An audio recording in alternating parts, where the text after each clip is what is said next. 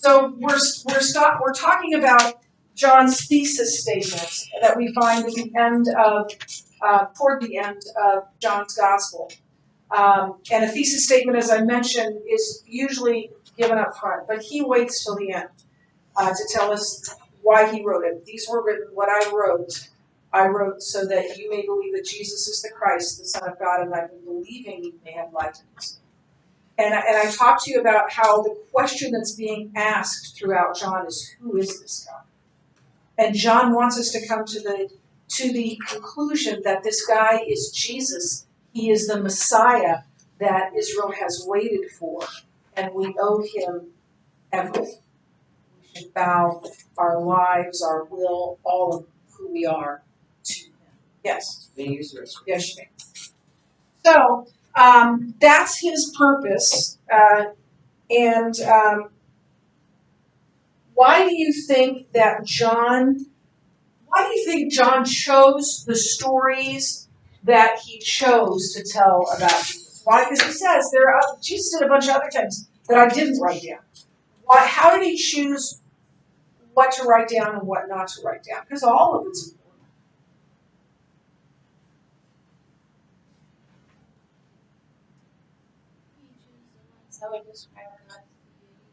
Yeah.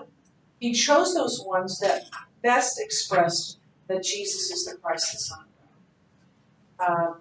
And all of it is important, right? It's kind of like when I took chemistry in college, I didn't understand any of it, so I just like all of it. Not all of it is important.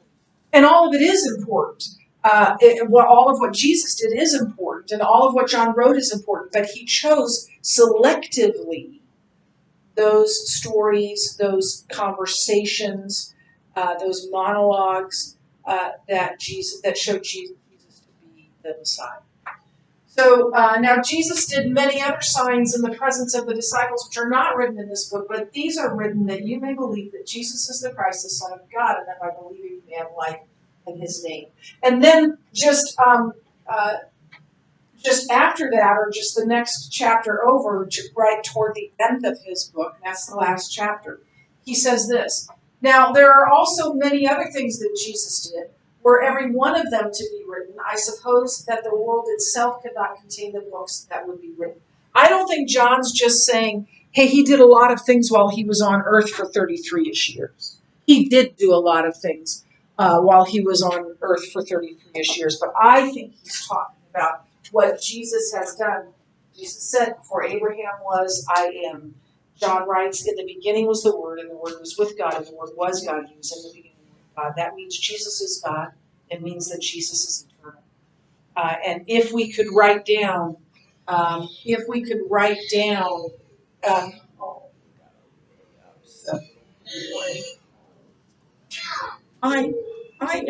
feel that way sometimes. Don't you feel that way? Don't you wish sometimes like you could do that now? I mean, there are times when I just are like, but you can't because you're an adult and that just looks at it.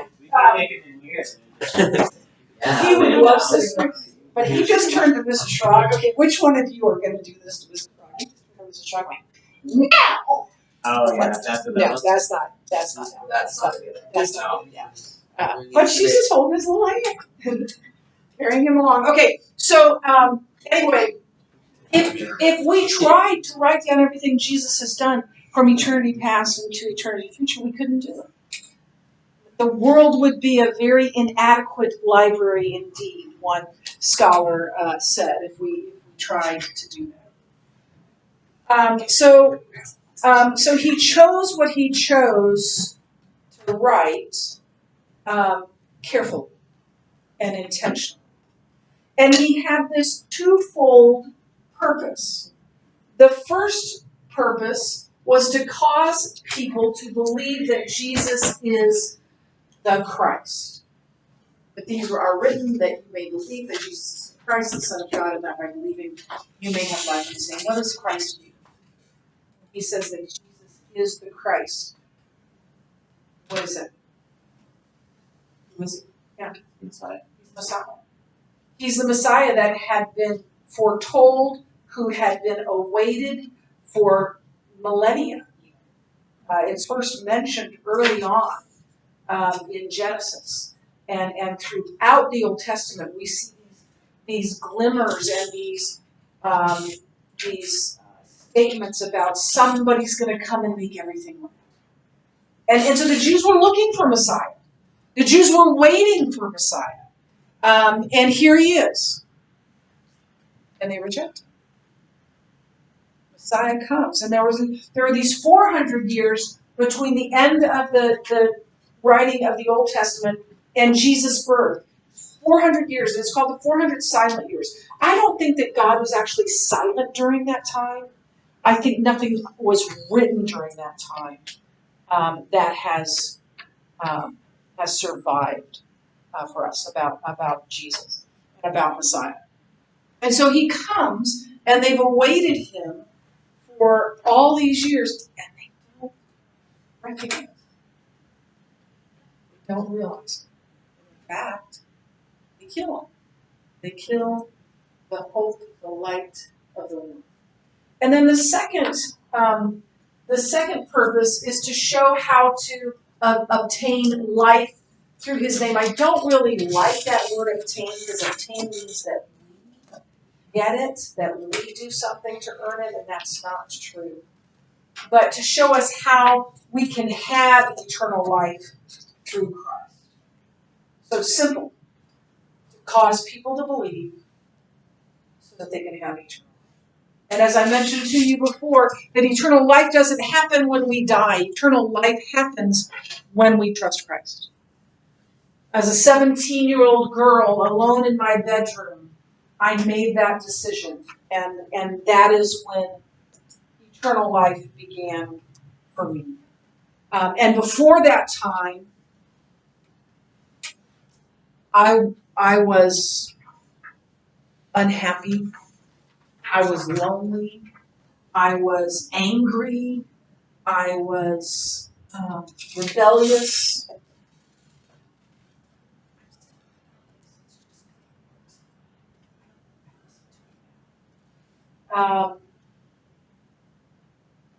And all of that changed on January 8th.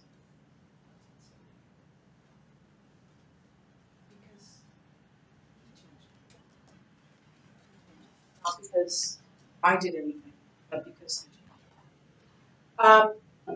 so the twofold purpose is to cause us to believe and therefore have life.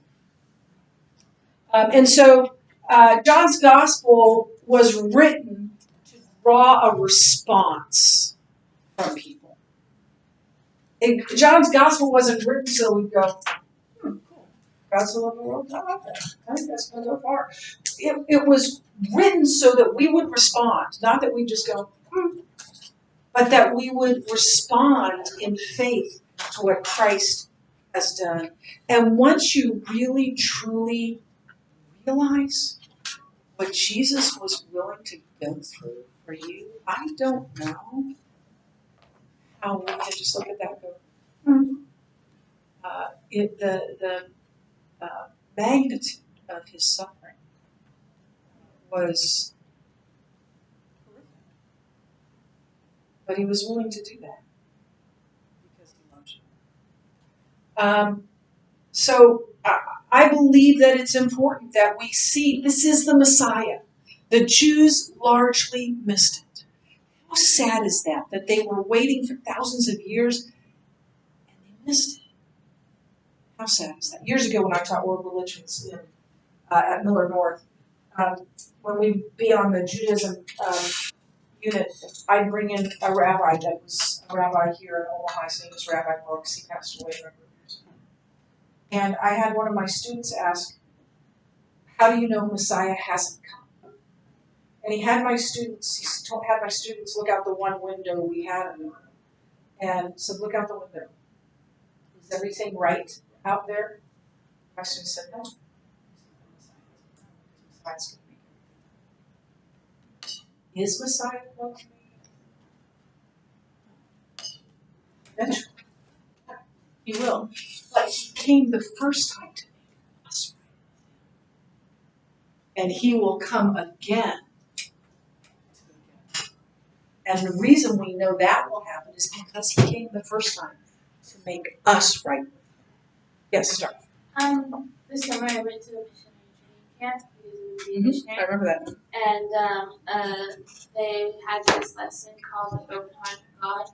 And during that lesson they read like a very detailed paper written by a doctor about what Jesus actually went through. Like it was like it had like all the medical terms, hypothermia, which is like Jesus sweating blood, which occurred when he was praying, which then the doctor said that he needed immediate medical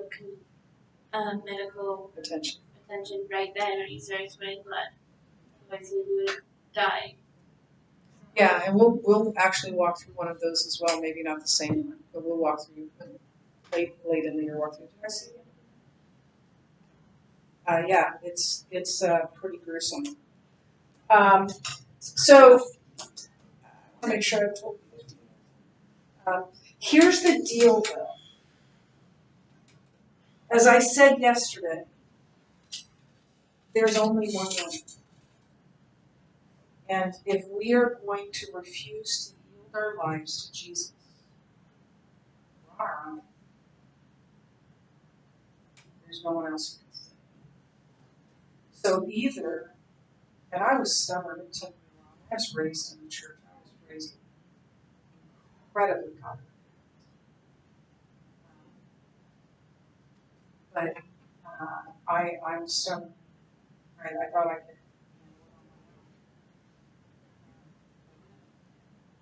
And I believe. You know, some people, and I don't know if this is your story, but I'm jealous of it. Some people, like my father, never remembers a time, never remembered a time when he didn't have Jesus. And I think people think, well, this is just really boring testimony. I was saved when I was 4 years old. I was followed Christ. That's the most beautiful testimony.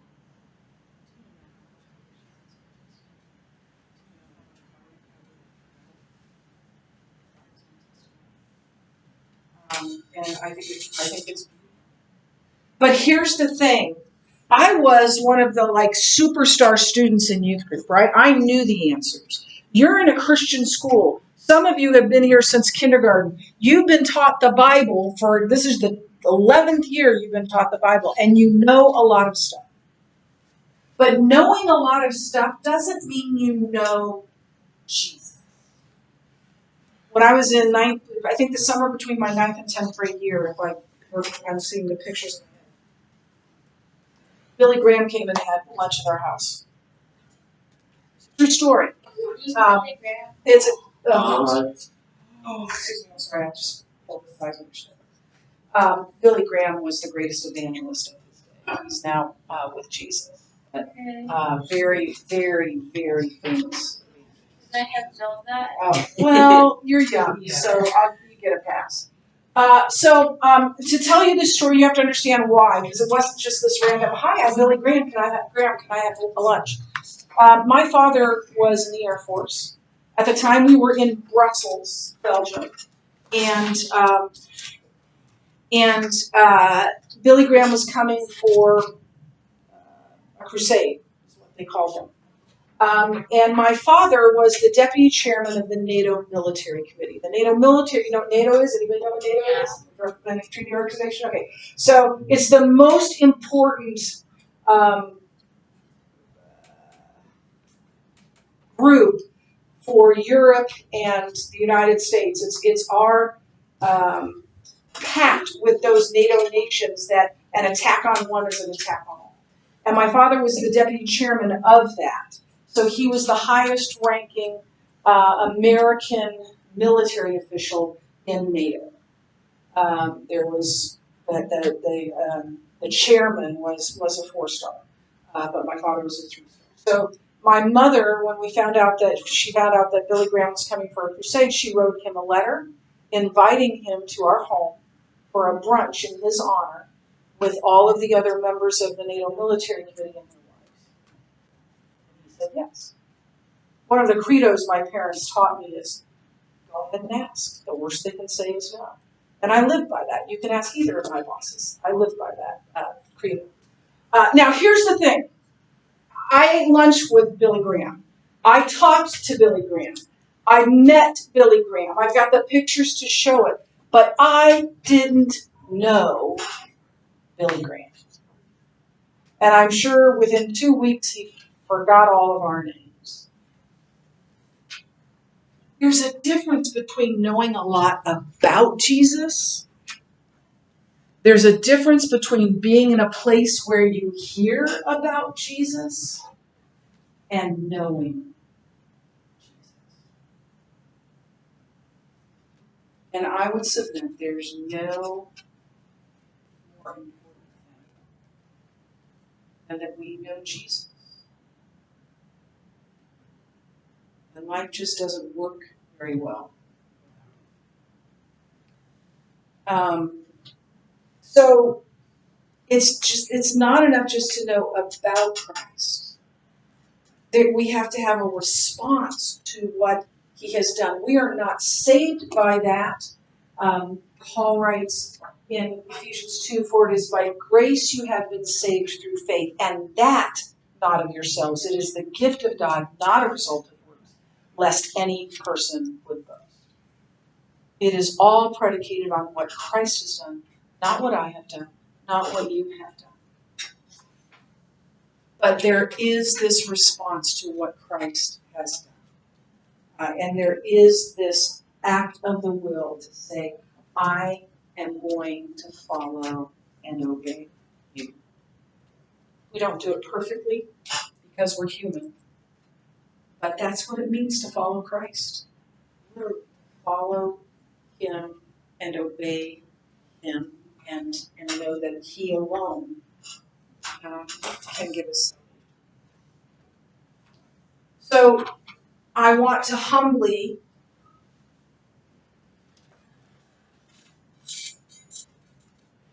and sincerely ask you a question. And we'll end with this question for today, and that'll keep us with the other things. But here's the question. Have you trusted Christ? That is after my children and all my children and my grandchildren.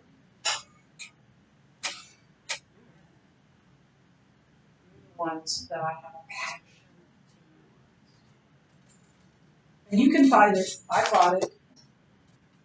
But it's a there's a Christian named Michael White, and his grandmother had been praying for him for years. He was a high Satanist priest before he came to Christ, so you know that's not good.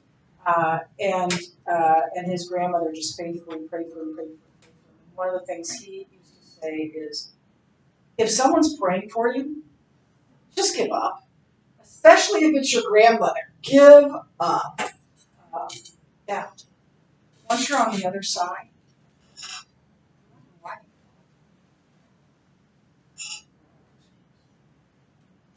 let's pray, and then you can have some time to yourself. Father, thank you for the truth of your word. I pray, Father, for every person for every person in this building. Wow, what would it look like? What would be unleashed if everyone was walking closely?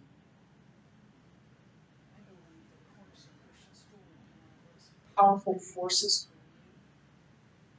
in this street, maybe even in this whole world. May we be